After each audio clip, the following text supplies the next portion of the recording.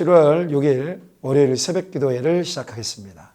오늘 우리에게 주시는 하나님의 말씀은 신약성경 베드로전서 3장 13절에서 22절 말씀입니다. 드라마 바이블로 보고 듣도록 하겠습니다. 또 너희가 열심으로 선을 행하면 누가 너희를 해하리요?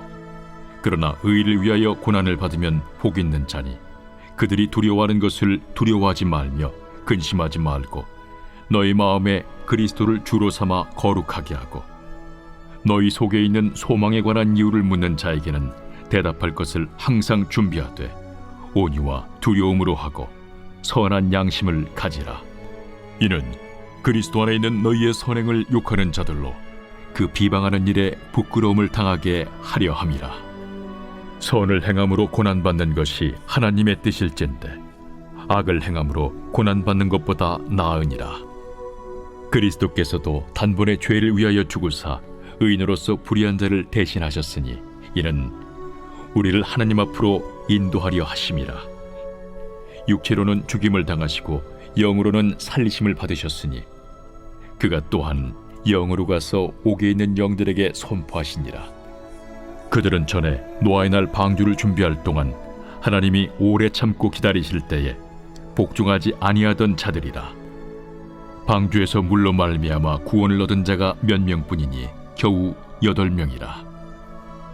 물은 예수 그리스도께서 부활하심으로 말미암아 이제 너희를 구원하는 편이 곧 세례라. 이는 육체의 더러운 것을 제하여 버림이 아니요 하나님을 향한 선한 양심의 간구니라.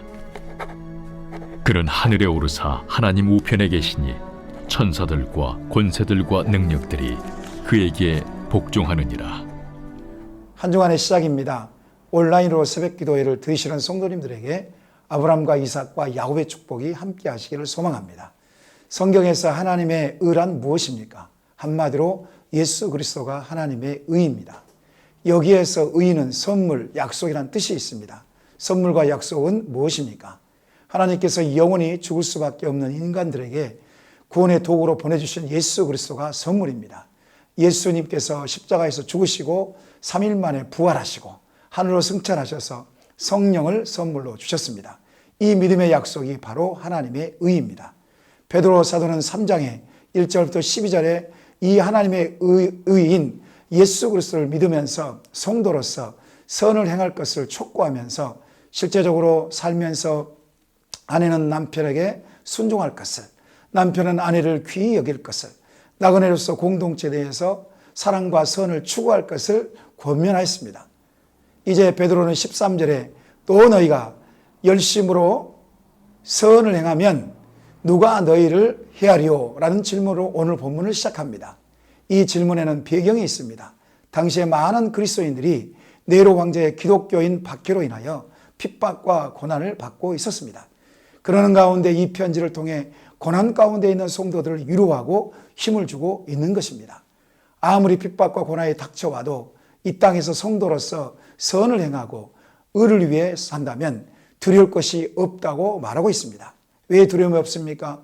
하나님께서는 의를 따르는 자를 지켜주시고 보호해 주시기 때문입니다. 세상에서 선을 행하고 의를 따르다 보면 고난이 있습니다.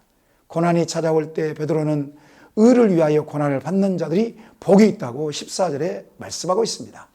마태복음 5장 10절에도 의를 위하여 박해를 받는 자는 복이 있나니 천국에 그들의 것이요 라고 말씀하고 있습니다. 의를 위하여 고난을 받는 자가 복이 있다는 것입니다. 믿는 성도에게 있어서 고난은 실패나 불행이 아닙니다. 믿는 자들의 고난은 오히려 예수님의 참된 제자임을 증명하는 것입니다. 그러므로 성도에게 있어서 고난은 선택이 아니고 필수인 것입니다. 고난이 올 때 순전한 믿음을 가지고 이겨내야 합니다.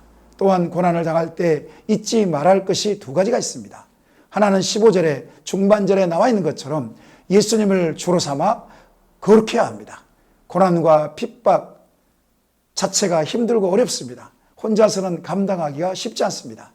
믿음이 없이는 어렵습니다. 이때 갖춰야 할 것이 있다면 거룩함입니다. 부패하고 타락된 세상에서는 거룩함은 하나님의 능력입니다. 거룩함은 예수님께 소망을 두고 하나님의 임재를 끌어오기 때문에 그렇습니다. 두 번째는 선한 양심을 가져야 합니다. 선한 양심은 선한 행동을 낳습니다. 선한 양심은 예수 그리스도를 믿는 자들에게 부어지는 마음입니다.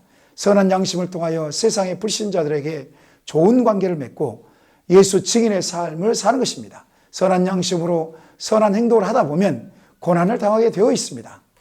이 고난은 하나님의 뜻입니다. 이 고난은 성도의 생활에 있어서 유익이 됩니다. 왜 유익이 됩니까? 믿음이 성장하고 천국에서 생명의 면류관을 받기 때문에 그렇습니다. 사랑하는 여러분, 예수님 때문에 고난받는 것 두려워하지 마십시오. 복음 때문에 핍박받는 것을 두려워하지 마십시오. 하나님의 나라 확장을 위해서 헌신하다가 어려움을 당할 때 낙심하거나 좌절하지 마십시오. 우리 안에 복음이 살아있다면 두렵거나 겁먹을 필요가 없습니다. 오히려 코로나19 사태와 같은 어려움이 있을 때 믿음을 성장시키는 좋은 기회가 될 것입니다. 하나님께서는 살아 계십니다. 지금도 믿는 자들을 위하여 일하시고 계십니다.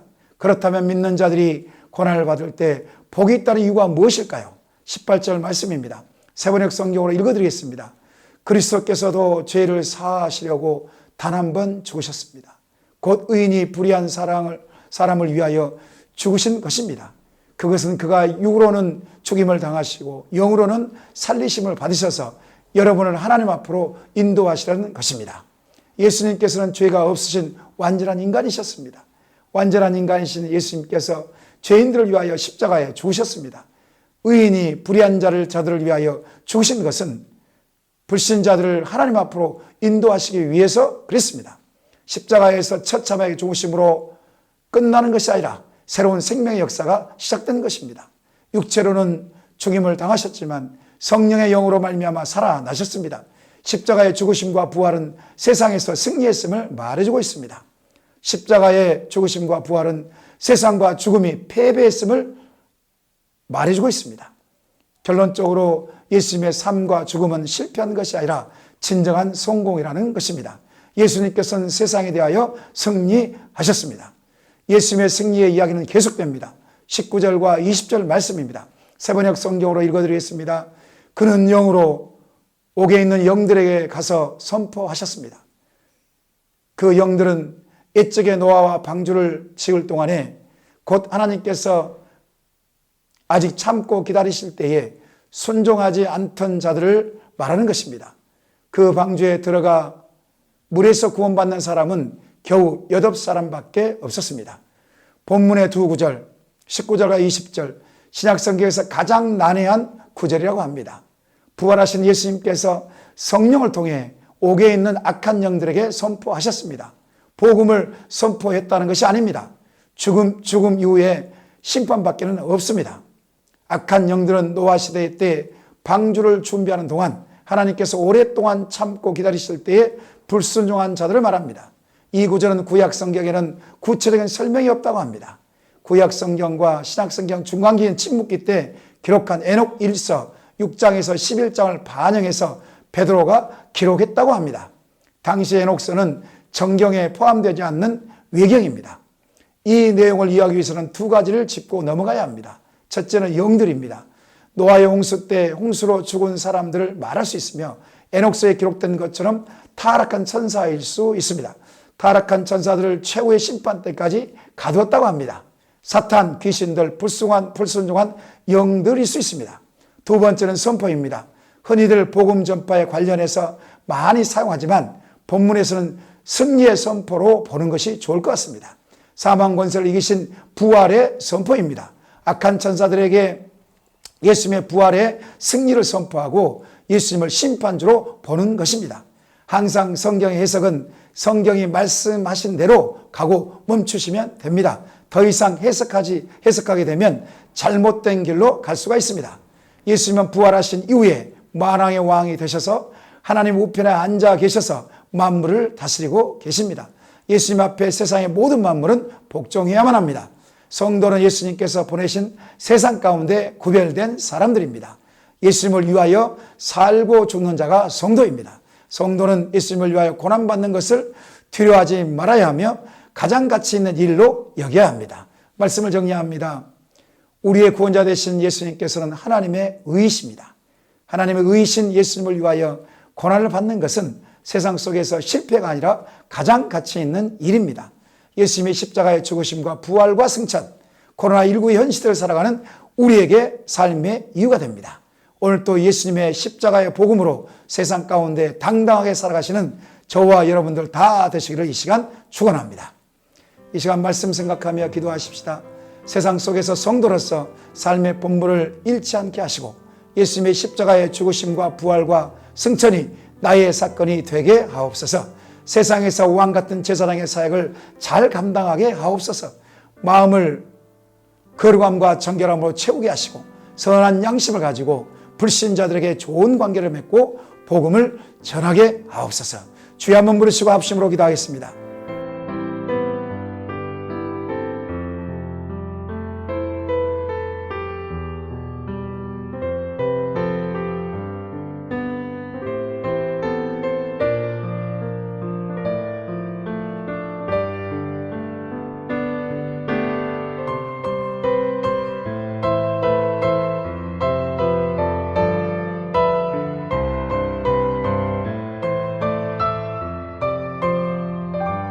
두 번째는 나라와 민족과 열방을 위해서 기도하겠습니다. 광주 지역 코로나19 지역감이 확산되고 있는데 확산을 막아주시고 치료제와 백신이 속히 개발되게 하옵소서. 여야가 협치로 정치가 안정되게 하시고 내수경제와 수출이 회복되어 경제가 안정되게 하옵소서. 코로나19로 인한 선교지에 많은 어려움이 있는데 선교의 문이 열리게 하옵소서. 이와 같은 기도 제목 가지고 합심으로 기도하겠습니다.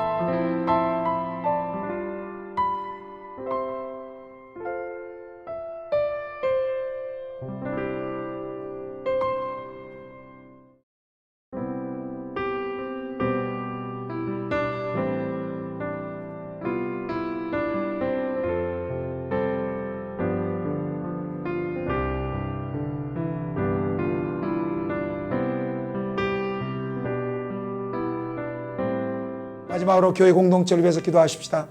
담임 목사 정빙을 위하여 온유하고 겸손하며 희생과 섬김의 리더십으로 주님의 몸된 교회를 하나됨으로 이끌어갈 수 있는 목사님을 보내주시옵소서. 하나님의 말씀을 성령의 감도로 선포하여 성도들의 마음이 뜨거워지고 삶을 변화시킬 말씀의 은사를 주신 목사님을 보내주시옵소서. 세상의 모든 성도님들이 한 성령 안에서 하나가 되게 하시고 물질 문제, 자녀 문제로 인한 어려움을 믿음으로 극복하게 하옵소서.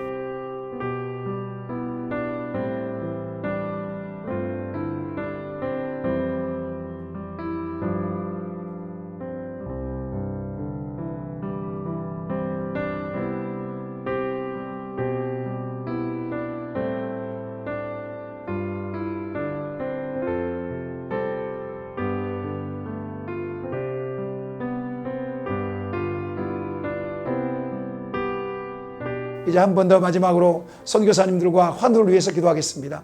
캄보디아 조학현 정승원 선교사님에게 성령 충만함을 주시고 선교사에게 필요를 채워 주옵소서.